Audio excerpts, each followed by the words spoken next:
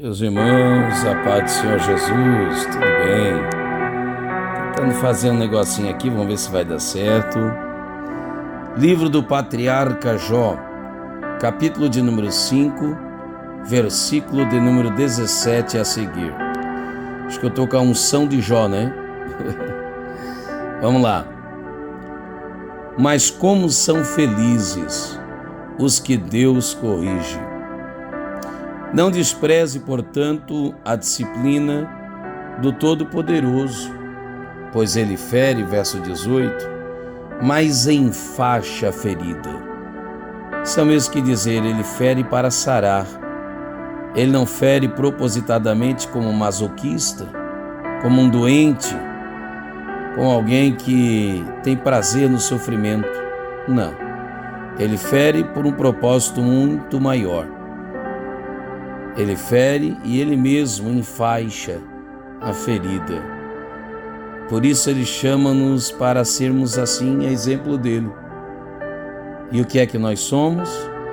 Nós não somos provocadores de feridas.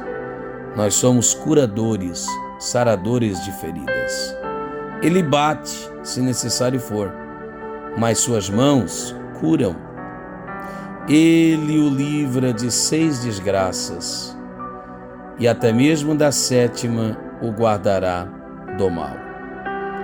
Retornando aqui ao versículo de número 17.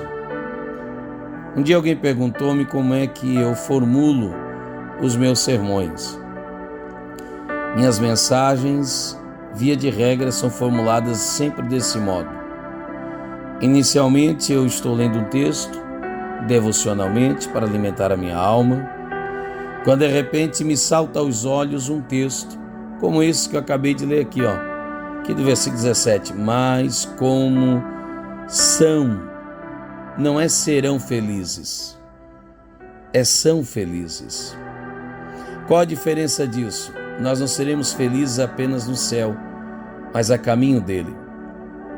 Eu não posso dizer que serão felizes no futuro quando eu ver o fruto da correção. Eu sou feliz exatamente agora, aqui, quando Deus, o Senhor, me corrige. Então a felicidade segundo Deus, ela é exatamente o oposto segundo o mundo propõe.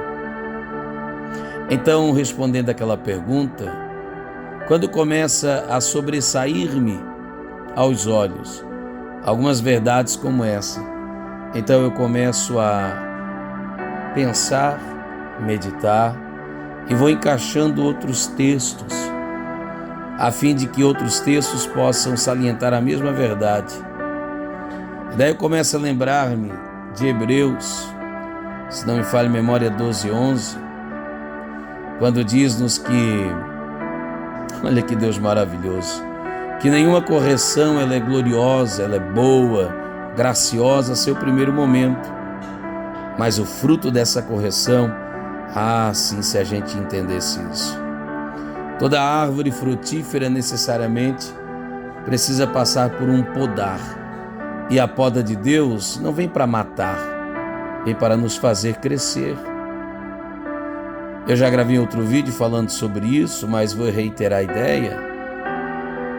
Quando eu digo que, segundo a aliança que havia em Israel, todo macho, ao 8º dia de vida, seria circuncidado, não seria castrado. Então Deus, quando vai circuncidar-nos, como disse Paulo na Nova Aliança, essa circuncisão é feita ao coração. A circuncisão, está lá em Josué capítulo 5, faz com que os meninos tenros comecem a sangrar. Eles não puderam entrar na terra prometida pós-Jordão sem antes serem circuncidados. Então esse é o propósito de Deus, que a gente seja podado, circuncidado, a fim de que a gente alcance as promessas de Deus. Se nós assim não formos antes por Deus repreendido, corrigido, como diz o texto, talvez tornaremos a bênção de Deus em maldição, e ela será inutilizada pela nossa imaturidade.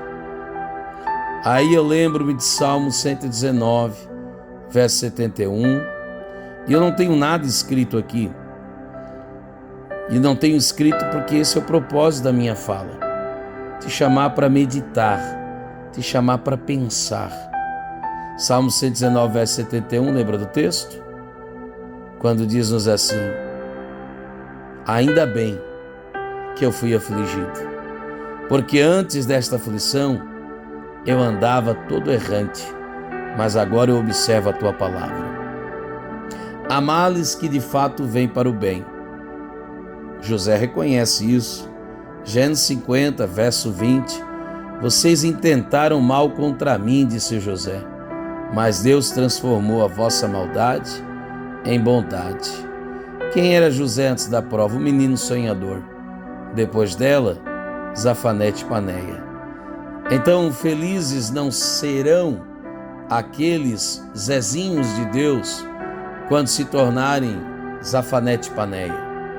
Felizes não serão os Jós, se é que é possível falar no plural de Deus, quando tiver todos os seus bens e filhos e estado restituído.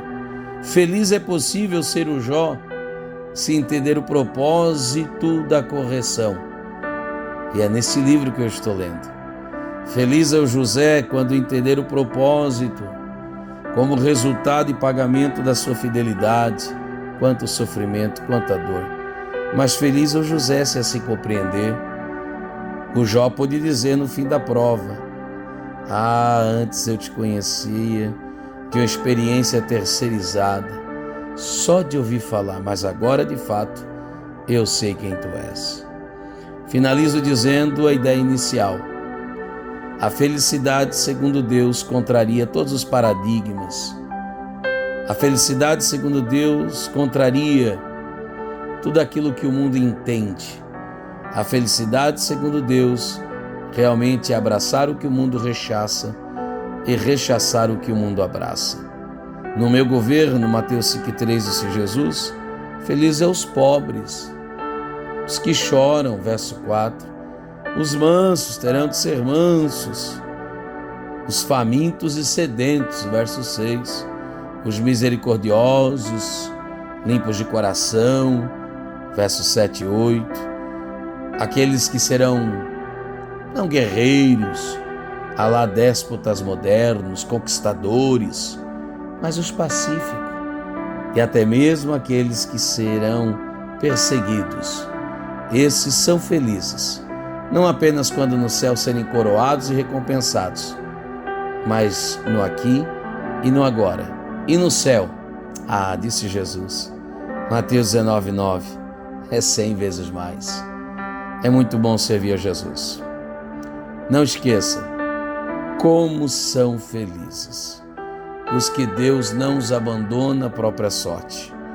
Como são felizes aqueles que erram, como eu e você, e que por Deus são corrigidos para a glória do seu nome, para nosso bem maior. Essa é a nossa fala, esse é o nosso pensar, no nome precioso de Jesus. Amém.